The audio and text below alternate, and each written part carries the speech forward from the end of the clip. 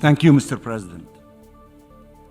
Mr. President, I thank you for your swift response to the letters of Secretary General Antonio Guterres and UNRWA's Commissioner General Mr. Felipe Lazzarini, as well as the request of the Arab Group and core group of countries of the shared commitments on UNRWA, with the convening of this meeting at a moment of utmost urgency.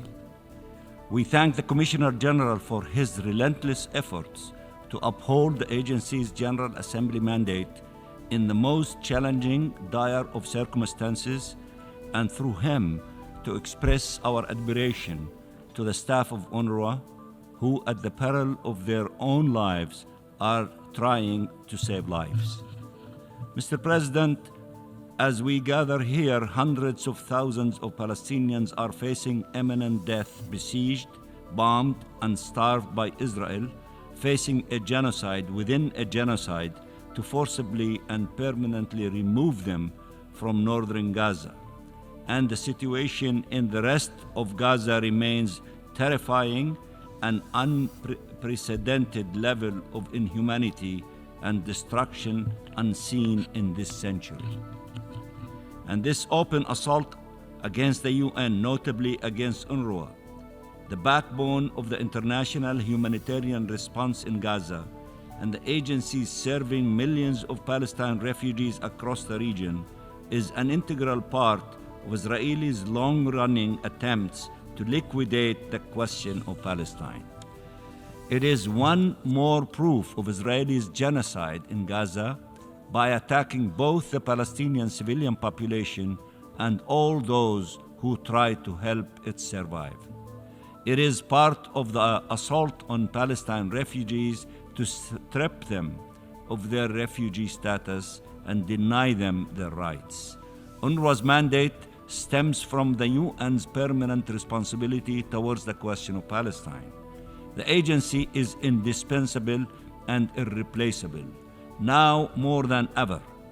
Its staff are risking their life as we speak to uphold its sacred mandate, a mandate given by this General Assembly for 75 years, with full confidence in the agency's vital mission and the collective responsibility to uphold it until realization of a just solution.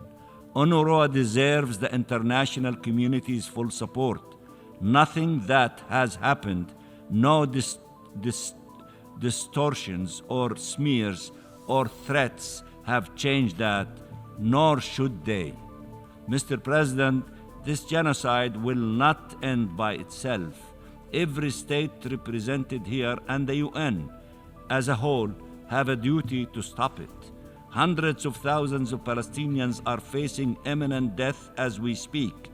Will the international community abandon them and abandon its humanity, or will it act to save them and restore faith in our international law-based order?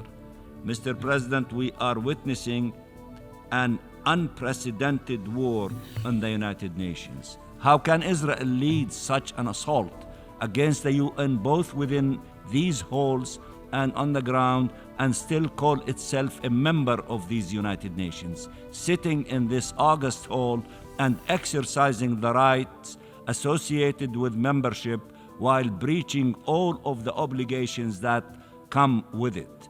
This attack against the UN is not only a smear campaign, it has real-life consequences. It has led to the killing of UN staff by Israel in numbers never seen in the history of our organization, as well as maiming, detaining, and torturing them.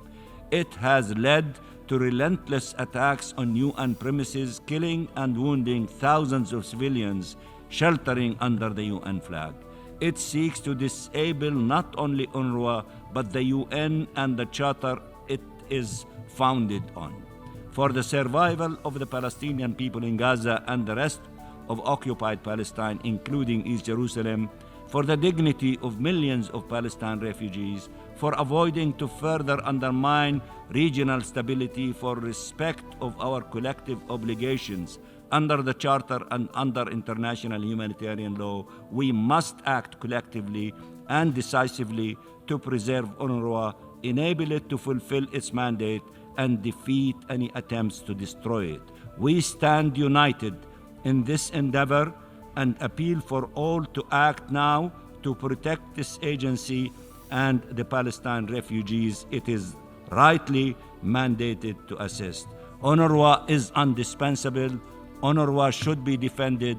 UNRWA is a great organization, the best story of success of multilateralism. We should shield it, defend it, and protect it, and we will. Thank you, Mr. President.